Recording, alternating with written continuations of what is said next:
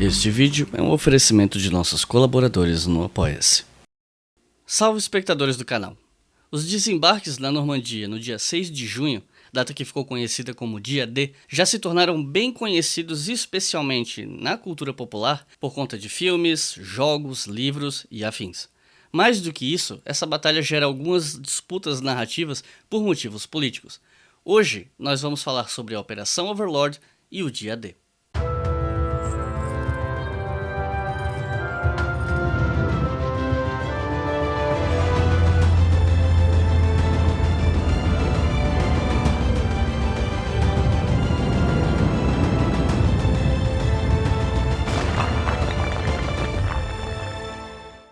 Esse vídeo aqui é o primeiro de uma tentativa que eu quero fazer de pelo menos uma vez por ano fazer um vídeo um pouco mais longo e aprofundado sobre alguma batalha ou evento da Segunda Guerra Mundial. Na descrição desse vídeo vocês vão encontrar tanto as referências do que eu li para fazer esse vídeo, quanto referências que eu não cheguei a ler, mas que são obras que existem que vocês podem consultar também. Esse vídeo é só um resumo, e eu não sou especialista em história militar, e se você achar que faltou alguma coisa, você tem que sair do YouTube e ler os livros. Porque se você quer material mais denso e mais qualificado, você não pode depender apenas do YouTube. O vídeo vai desde o contexto histórico do evento até o sucesso do desembarque nas praias da Normandia. Eu não vou cobrir tudo até a libertação de Paris porque é muita coisa, quem sabe no futuro. E para quem está se perguntando onde eu arranjei isso aqui tudo, eu explico. Eu tive nesse vídeo o apoio de duas empresas que fornecem réplicas de uniformes e equipamentos de Segunda Guerra Mundial. A MF Capacetes, responsável por essa réplica aqui de capacete M1,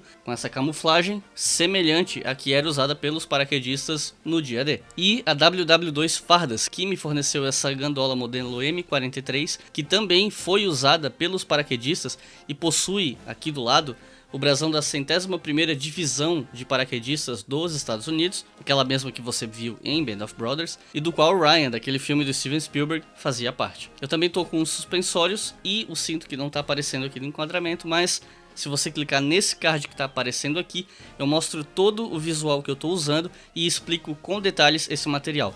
Esse vídeo não tá listado e é um presente exclusivo para vocês que clicaram nesse vídeo aqui e se interessam pelo assunto. Réplicas de fardas e equipamentos militares são relativamente comuns porque muita gente se interessa em comprar esse tipo de material para várias atividades: ensaios fotográficos, reencenação histórica, airsoft, filmagem de curta-metragem, teatro, entre outras atividades possíveis. Então, se você quer montar um grupo de airsoft, fazer um ensaio, ou simplesmente ter o material porque você é um entusiasta de Segunda Guerra Mundial, agora você sabe onde encontrar esses materiais. Eu vou deixar os links das duas empresas aqui na descrição. E não se esqueçam que a gente tem uma loja na Doppel Store, que inclusive está com estampa de camiseta nova. Nesse mês de junho, a promoção que era do mês de maio foi estendida.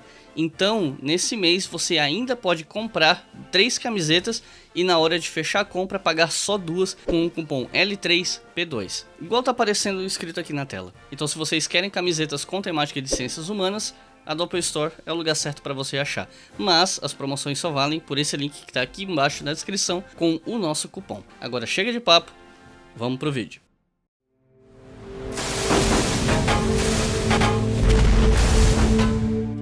Nossa história poderia começar em vários momentos, mas eu decidi começar falando sobre outra invasão. Mais precisamente, a invasão da Sicília pelos aliados em 1943. Uma invasão que aparentemente só o pessoal mais interessado em história da Segunda Guerra conhece, porque ela não costuma ser tão representada no cinema, nos jogos e outras mídias, como ocorre com a invasão da Normandia em 6 de junho. Além de que ela não foi tão instrumentalizada politicamente quanto o Dia D com o passar dos anos, então isso fez com que ela ficasse em segundo plano. Em meados de 43, a União Soviética já estava aguentando o grosso das tropas do eixo por praticamente 2 anos. A Operação Barbarossa, que foi a invasão do leste europeu pelo eixo, foi a maior operação militar da história em termos numéricos. Mais de 3 milhões de soldados de várias nacionalidades invadiram a União Soviética sob o comando da Alemanha nazista. e o número de mortos, feridos e prisioneiros do lado soviético já tinha alcançado níveis absurdos. Mas apesar disso, os soviéticos conseguiram repelir os ataques contra Moscou no fim de 41, e entre o fim de 42 e começo de 43,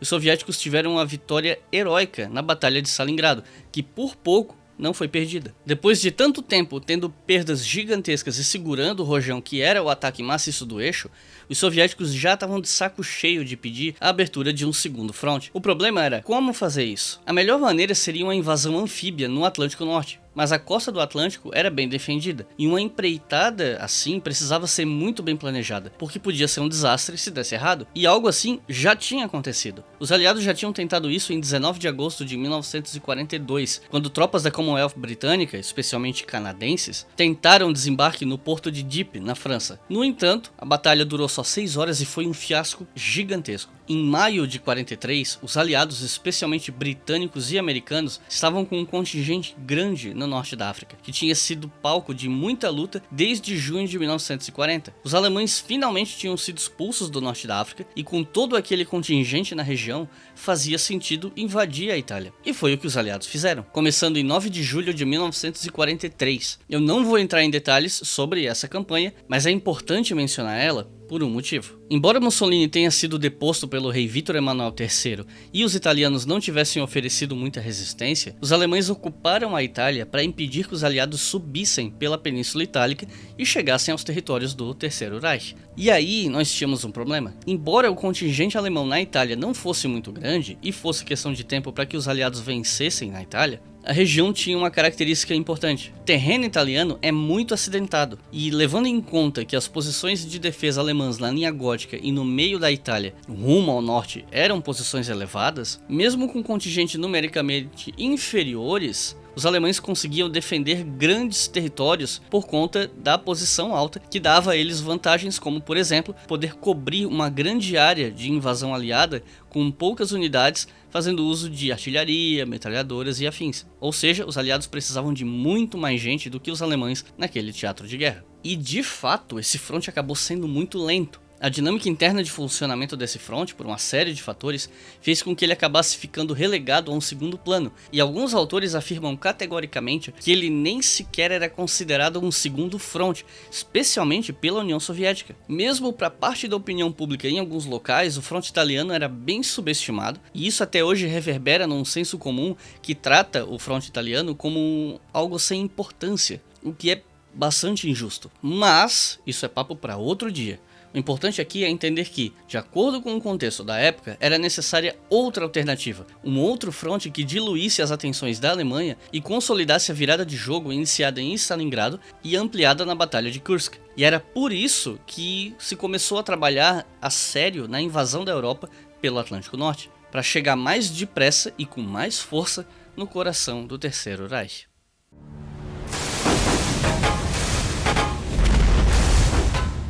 Durante anos, uma invasão aos moldes do que viria a ser realizado no dia 6 de junho era algo difícil de se pensar, por uma série de complicações estratégicas. Primeiro, os submarinos alemães tomavam conta do Atlântico, e ainda que eles não significassem alguma possibilidade de vitória alemã por si só, davam muito trabalho para os aliados, torpedeando embarcações militares e civis, incluindo no Brasil. Segundo, os Estados Unidos estavam focados no fronte do Pacífico, não só pelos interesses do país na região, como também porque tinham sido atacados pelos japoneses. Já a concentração militar britânica estava dividida entre o norte da África, e depois a Itália, e o sudeste asiático. Terceiro, as relações entre as potências ocidentais e a União Soviética ainda estavam se desenvolvendo, e eram cheias de desconfianças. E mesmo a relação entre Churchill e Roosevelt não era das mais suaves. Aos poucos as coisas começaram a se alinhar para permitir que a invasão da Europa pelo oeste acontecesse. Os bombardeios aliados nas zonas industriais alemãs diminuíram a capacidade do país de manter a guerra de submarinos no Atlântico. E a vitória no norte da África e a aproximação dos Estados Unidos e do Reino Unido à União Soviética foram abrindo caminho para que essa invasão acontecesse. Ela começou a ser planejada de verdade logo após a invasão da Itália. Os primeiros rascunhos do plano deveriam estar prontos em 1º de agosto de 1943, para que a invasão ocorresse em maio de 1944. Na época ainda não se sabia quem comandaria a invasão, mas ficou definido que o general Dwight D. Eisenhower seria o responsável por ela, tendo como segundo em comando o marechal do ar Sir Arthur Tedder. Aquele ataque desastroso no porto de Dieppe em 1942 ensinou muita coisa para os aliados. Das principais lições, uma das mais importantes foi: tentar invadir uma cidade portuária de novo era pedir para dar errado. Cidades portuárias costumam ser muito melhor defendidas, porque são pontos bem estratégicos, e a batalha acaba ficando mais caótica. Outra coisa que os aliados precisavam era usar tanques modificados para conseguir chegar na praia sem dar problemas, para que eles pudessem abrir caminho para os soldados durante a invasão às praias. Isso levou os britânicos a desenvolver tanques para limpar minas, para colocar pontes provisórias em canais, entre outras atividades. Por fim, era importante acertar algumas coisas para que a invasão fosse eficiente. Primeiro, os aliados tinham que dar um jeito de garantir a superioridade aérea na região do desembarque. Para atingir esse objetivo, as forças aéreas dos aliados começaram a atacar e degradar cada vez mais a Luftwaffe na região. Luftwaffe, para quem não sabe, era a força aérea alemã. E depois passaram a atacar pontes e estradas que poderiam ser usadas pelos alemães para enviar reforços ali do interior do continente para as praias, mas tomando cuidado para não entregar demais sobre o desembarque. E é aí que a gente entra num outro assunto muito importante sobre a invasão, que foi a atuação da inteligência.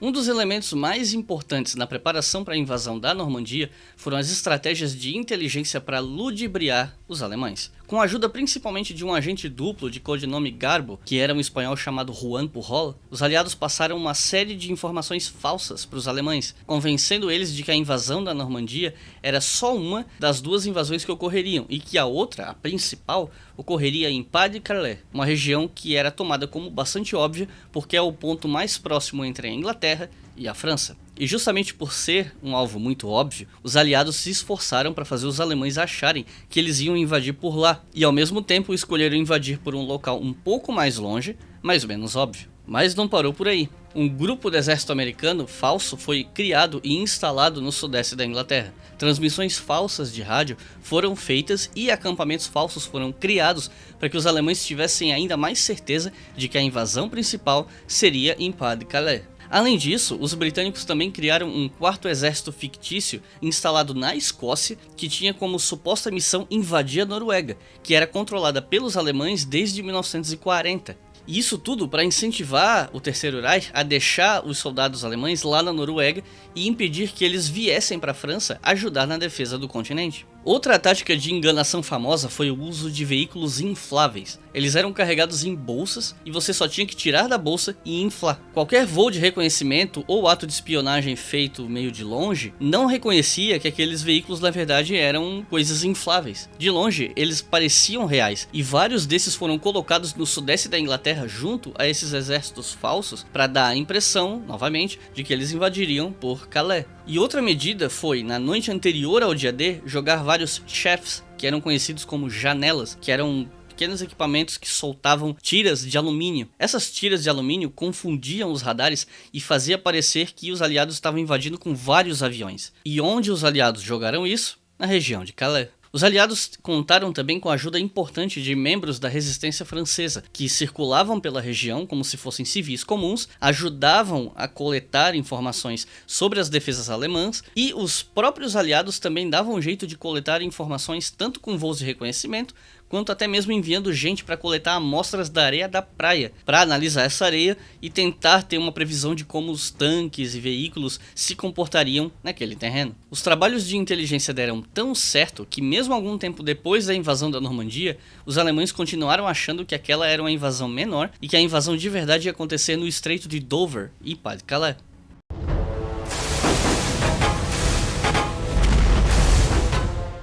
A defesa do Atlântico era algo extremamente importante para os alemães, já que eles precisavam impedir que os britânicos invadissem o continente e atrapalhassem os planos deles de conquistar a União Soviética. Por isso, as obras de defesa já começaram em 1940, construindo o que ficou conhecido como Muralha do Atlântico. E antes que alguém se engane, vale explicar, a tal muralha não era um muro. Ela era um conjunto de bunkers, artilharias, baterias antiaéreas e outros tipos de defesa que cobriam a costa ocidental da Europa. Mas a propaganda nazista fazia parecer que essa muralha do Atlântico era muito mais perigosa do que realmente era. Faltava concreto o suficiente para os bunkers e como ela tentava defender um território muito longo, acabava tendo vários pontos deficientes. Além do mais, fazia parte dos planos da Alemanha desde o começo invadir a União Soviética. Soviética. Por isso, a costa europeia ocidental era guardada por pouca gente, normalmente soldados de baixa patente. Só a partir de 1943 começou a se perceber na Alemanha que o cruzamento dos aliados, provavelmente em Calais, era inevitável, e o famoso general Erwin Rommel fez diversas inspeções na muralha do Atlântico para ajudar na defesa. As defesas alemãs contavam com minas marítimas e terrestres, bunkers, metralhadoras MG-42, ouriços tchecos, que eram aquelas estruturas de metal feitas com um trilho de trem para impedir que os veículos desembarcassem nas praias, e outras estruturas que dificultassem os desembarques. Os aliados inclusive tinham um material circulando entre eles para dar uma dimensão dos obstáculos que o desembarque teria na areia. No entanto, a moral das tropas alemãs na região era muito baixa, com escassez de tudo, até de comida. Vários deles estavam feridos, se recuperando de ferimentos ou abalos psicológicos sofridos lá no fronte oriental na União Soviética, e algumas divisões eram formadas inteiramente por soldados que tinham algum problema em comum, como divisões de soldados que perderam a audição em combate, ou divisão de soldados com problemas de estômago. E além disso, vários dos soldados defendendo a costa faziam parte dos Osttruppen, que eram prisioneiros de guerra soviéticos, poloneses e afins, forçados a lutar pelos alemães e que eram trazidos de vários lugares, com diferentes línguas, etnias, e que tinham sido levados para a região da costa do Atlântico para defender a Alemanha. O clima entre os alemães era tão ruim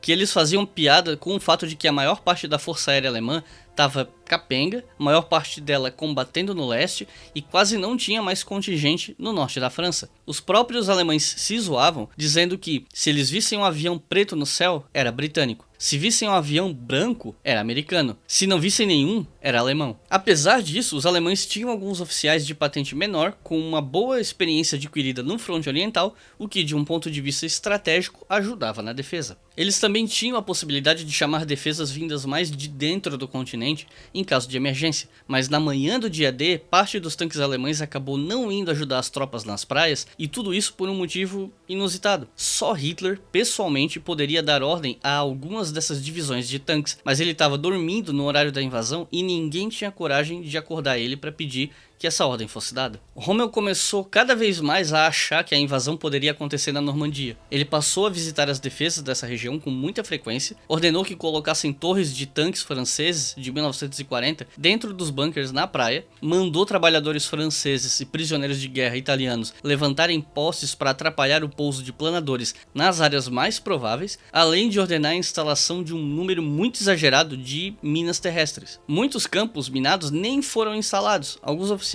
mandavam os soldados só colocar uma sinalização para fazer de conta que tinha ali minas, porque provavelmente Rommel não ia ficar conferindo um por um. No dia da invasão, Rommel tinha voltado para casa para comemorar o aniversário da sua esposa, porque ele duvidava que os aliados atacariam naquele momento com um mau tempo. E ele não foi nem chamado de volta quando os paraquedistas começaram a saltar atrás das linhas inimigas na Normandia, porque o trabalho de inteligência aliado foi tão bem feito que os alemães acharam que aquilo era uma distração para tirar o foco da invasão principal que aconteceria em Calais.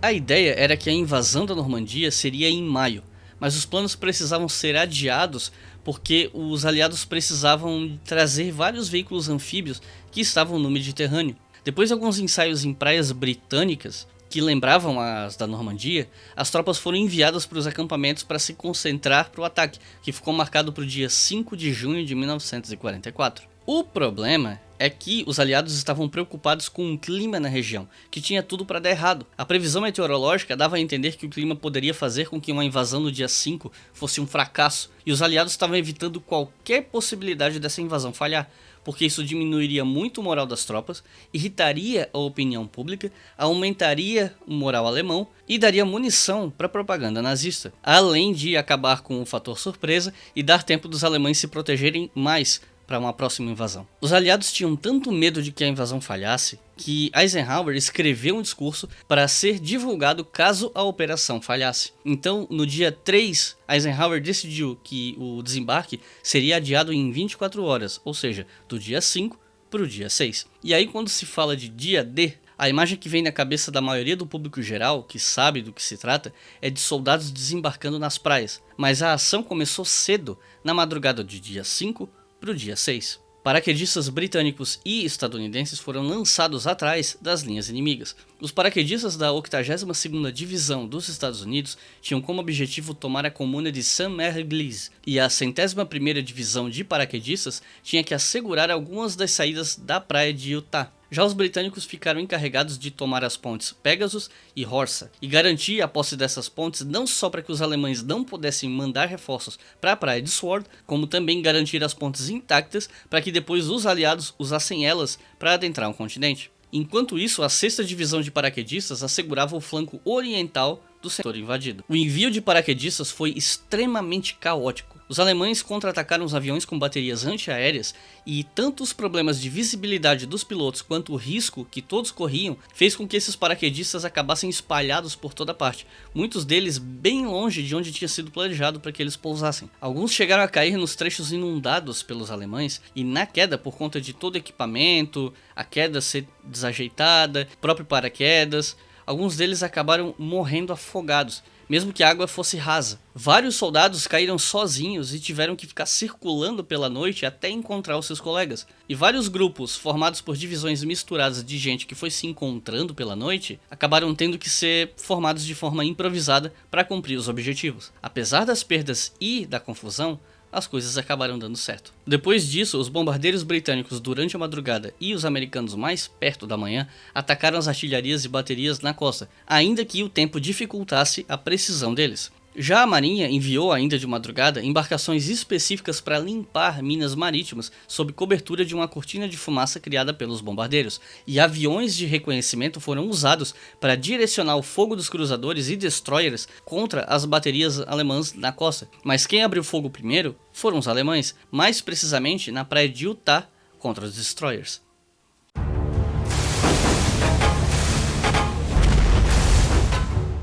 A primeira praia a ser invadida foi Utah, às 6h30 da manhã. A praia de Utah tinha 2,4 km, tinha um muro para contenção do mar em momentos de cheia, muro esse que inclusive ajudaria os soldados desembarcados a se proteger, e essa praia era defendida por apenas um batalhão alemão. O bombardeio aliado atrapalhou a defesa alemã e cortou as linhas de contato dela. Do outro lado, os alemães tinham alagado um território considerável para atrapalhar os aliados, mas os paraquedistas americanos já tinham parte da região dominada. O desembarque acabou sendo uma mistura de azar e sorte. Azar porque o mau tempo, o mar agitado e a cortina de fumaça dos próprios aliados fizeram com que o desembarque em Utah acabasse sendo mais ao sul do que o planejado, e os tanques, adaptados para flutuar, acabaram demorando mais para chegar na praia. Em compensação, os americanos deram sorte porque o local onde eles desembarcaram era bem menos defendido. Em questão de 3 horas, a praia estava assegurada. Os obstáculos na praia foram aos poucos sendo eliminados e brechas foram abertas no muro para que os veículos pudessem entrar em território alemão. No total, 23.250 homens desembarcaram nessa praia, com 200 baixas entre mortos, feridos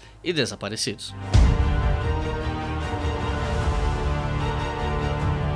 Point du Hoc é uma pequena península num paredão de quase 54 metros de altura que teve que ser escalado pelos soldados invadindo. A inteligência aliada acreditava que ele tinha 6 artilharias de 155 mm protegidas por estruturas de concreto, e elas poderiam atirar tanto nos soldados desembarcando em Utah quanto em Omaha. O local foi bem bombardeado tanto pelos aviões quanto pelas embarcações aliadas, mas não era garantido que eles teriam conseguido destruir alguma daquelas baterias. Como o lugar era muito estreito e muito próximo da praia, não dava para usar paraquedistas, porque eles poderiam acabar passando reto e caindo no mar. Então foi decidido que a invasão também seria pelo mar. O primeiro ataque foi realizado por 3 companhias desembarcando no pé da colina, escalando e recebendo reforços de outras 2 companhias. Os Rangers escalaram a colina enquanto o topo era bombardeado, e chegando lá eles descobriram que as armas tinham sido movidas mais para dentro do continente, mas não muito longe dali, dava para chegar lá. Os alemães fizeram isso, obviamente, para tentar evitar que elas fossem destruídas pelos aliados. Os soldados conseguiram chegar até as armas, destruíram elas, mas foram contra-atacados e recuaram até as posições de defesa alemãs que eles tinham encontrado no começo, e tiveram que segurar o contra-ataque até receber reforços. Dos 225 homens que desembarcaram em Point du Hoc em 8 de junho, morreram 135, mais da metade.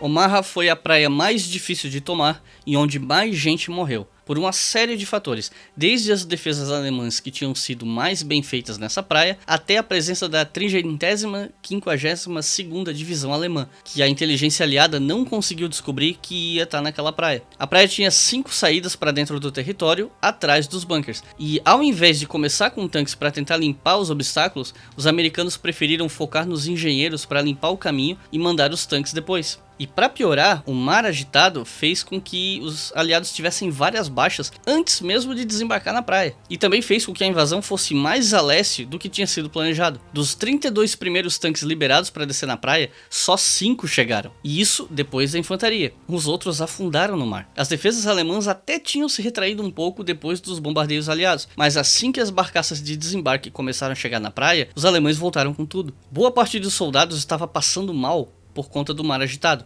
Vários deles estavam apavorados e assim que as portas das barcaças abriram, o fogo das metralhadoras alemãs matou vários deles antes mesmo que eles saíssem das embarcações. Outros pularam no mar, mas pelo peso do equipamento, boa parte deles morreu afogada. A primeira onda de desembarques em Omaha foi um fracasso, e por conta disso os engenheiros não conseguiram fazer o trabalho deles, mesmo sofrendo 40% das baixas daquele dia. Só a partir da segunda tentativa, com os destroyers mais perto da praia mandando bala, é que os americanos conseguiram dominar um pedaço da praia, entre Saint-Laurent e Colleville. Mas ficaram sem os recursos para seguir território adentro como tinha sido planejado. Só em Omaha, os aliados tiveram mais ou menos 3.000 baixas, mais do que todas as outras praias juntas.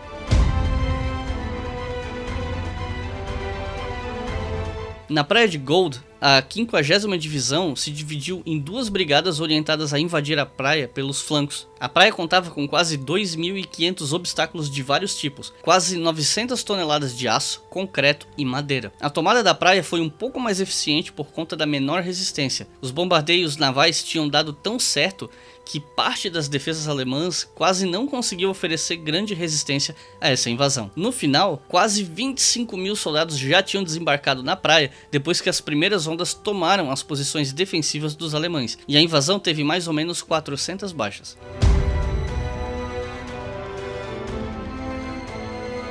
A invasão na praia de Juno foi realizada majoritariamente por tropas canadenses, lutando pela Commonwealth britânica, incluindo 2 destroyers. O ataque foi complicado porque a costa dessa praia era bem protegida por pedras que apareciam quando a maré baixava, exceto nos trechos da boca do rio Seulles e o pequeno porto de Courseulles, onde os alemães engrossaram a defesa. A primeira onda de ataques foi planejada para ter 2.400 homens e 76 tanques. A invasão atrasou um pouco e 70 das 306 barcaças de desembarque foram perdidas ou danificadas pelas pedras e obstáculos, e os alemães lutaram com garra em Courseulles. Os canadenses tiveram que enfrentar a resistência alemã no vilarejo, enquanto mais tropas invadiam pela praia. A luta foi até tarde naquele dia, e ao final dela cerca de 21.500 homens desembarcaram na praia de Juno, e as baixas foram em torno de 1.000.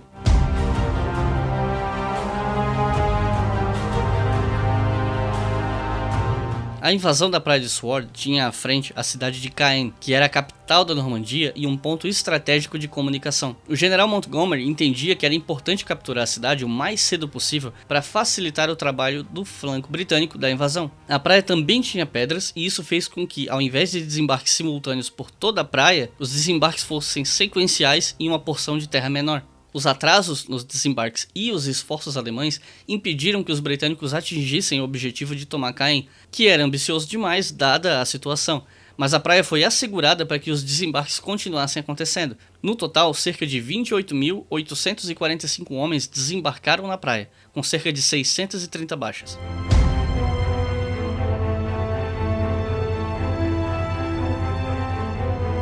Apesar das perdas, especialmente na praia de Omaha, os lançamentos de paraquedistas cheios de problemas, as dificuldades nos desembarques e alguns objetivos não atingidos, a invasão da Normandia foi um sucesso. Ao final do dia, cerca de 130.000 homens tinham desembarcado na região. Os alemães não conseguiram recuperar o território e a sequência de batalhas que veio a seguir levou até a libertação de Paris. O fronte finalmente estava aberto.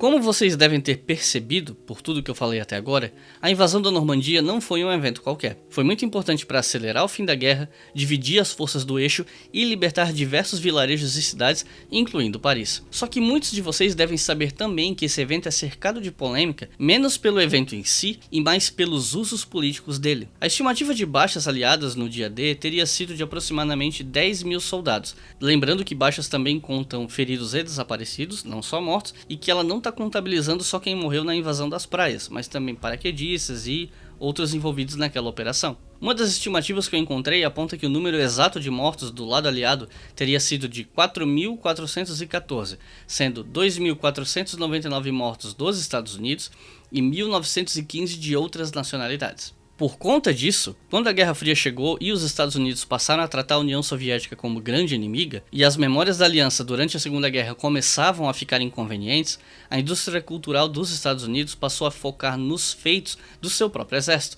E isso se arrastou durante décadas. O resultado disso, e é aí que entra a polêmica, é que muita gente acha que a Segunda Guerra Mundial foi vencida quase que exclusivamente graças aos americanos.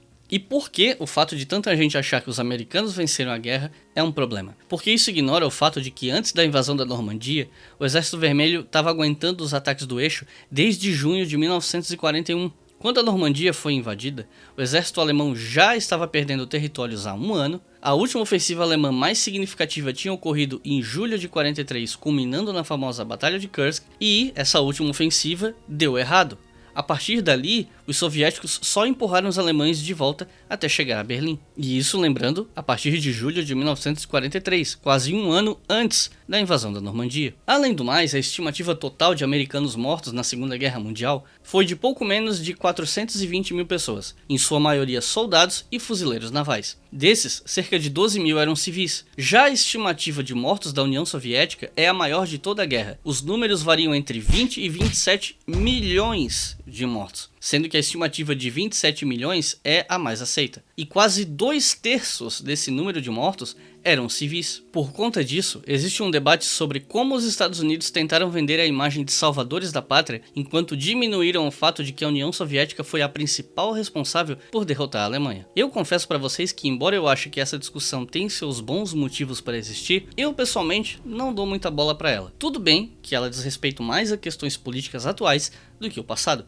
mas mesmo assim tem um aspecto nessa discussão que me incomoda. Como eu já cheguei a escrever no nosso site, apesar de defender que a Segunda Guerra foi vencida pelos aliados e que cada um fez a sua parte, a União Soviética foi sim a principal responsável pela vitória e que deu as maiores contribuições para ela. Mas a gente não pode negar que os outros aliados fizeram seu trabalho, mesmo que a escala dos méritos possa ser desigual. Não é à toa que tem gente que diz que os britânicos contribuíram com o tempo, os americanos com o dinheiro e os soviéticos com o sangue. Além do mais, o programa de Lend-Lease foi muito importante para os soviéticos aguentarem a pressão da Wehrmacht. Até o Marechal Zhukov afirmou que sem o Lend-Lease, os soviéticos talvez tivessem perdido a guerra. E para quem não sabe, esse programa consistia no empréstimo de armamentos, veículos, infraestrutura e afins que seriam pagos só na devolução ou caso fossem destruídos. Entre os anos de 1941 e 1945, a União Soviética recebeu cerca de 21.621 aviões de combate e 12.439 tanques e armas autopropulsadas. Ainda que possa parecer pouco comparando com a produção soviética desse mesmo período, que foi de 136.364 aviões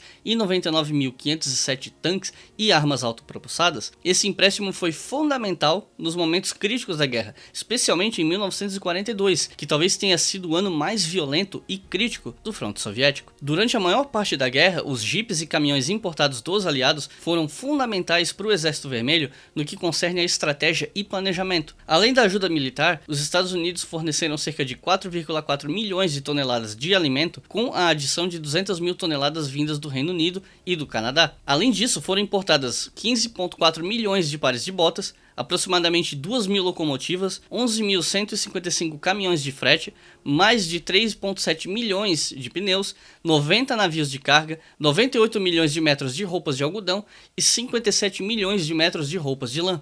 Os britânicos tiveram uma colaboração um pouco mais modesta, mas o tempo que eles ganharam no norte da África e a vitória que foi conseguida lá, por causa disso, impediu que os alemães tivessem acesso a fontes de petróleo que eram muito importantes para o esforço de guerra. A Alemanha sofria tanto de escassez de petróleo que durante a década de 1930 eles fizeram um investimento maciço na IG Farben, que era a principal indústria química alemã, para a criação de combustível sintético à base de carvão para superar essa necessidade. Sem contar as contribuições que os britânicos deram nos setores de inteligência, que foram muito importantes. Resumindo, a crítica à indústria cultural, que eleva os Estados Unidos à categoria de principal responsável pelo fim da guerra, é muito válida. Mas reconhecer que os soviéticos deram a maior contribuição à vitória na guerra não significa que os outros aliados tiveram pouca relevância. Adiantar o fim da guerra salvou milhares, talvez milhões de vidas, incluindo vidas soviéticas.